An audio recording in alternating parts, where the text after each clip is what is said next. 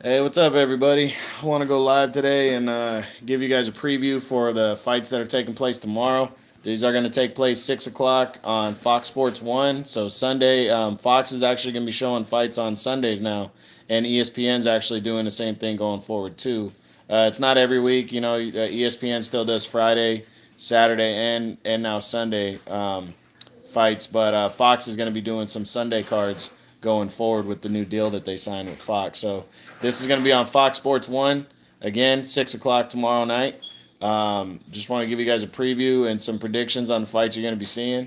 I'm not sure of any of the fights that are going to make the TV portion of the whole card, but I know three fights that are the main event, and then I know the co-feature for sure, and then the other fights I'm not sure. But one fight on the undercard that could make the TV portion, could not, is Guillermo Rigondeaux coming back. He's going to be facing off against some unknown guy. It's a 10-round super featherweight fight. I'm not sure if Rigondeaux is going to for sure stay at super featherweight because that's the same division he was way too small in when he got his ass whipped against Vasily Lomachenko. But we'll see. We'll see if he's just coming back just to shake off some rust and fight here.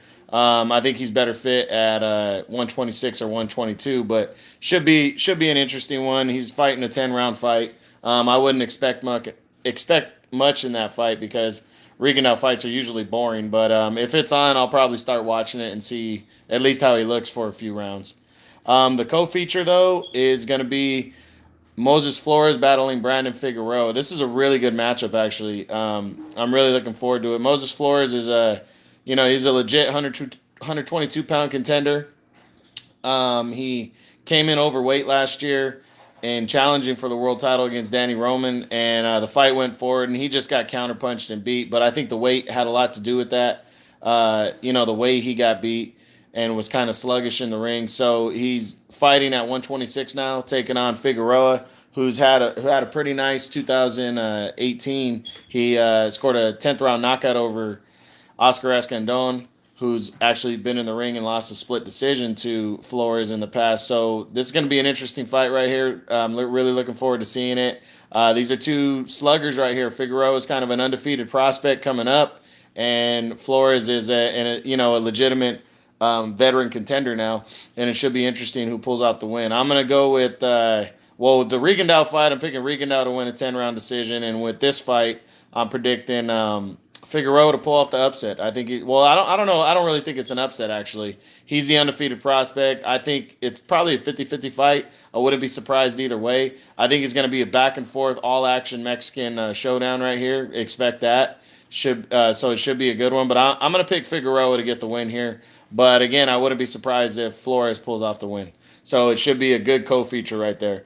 But in the main event, you got a really good matchup for the IBF super middleweight title. That's 168 pounds. It's 168 pounds, and it's Jose Uzcategui, the world champion, making his first official defense against undefeated mandatory number one contender Caleb Plant. Uzcategui dominated Andre Dirrell last year, scored an 8th-round TKO in their rematch to capture the interim title.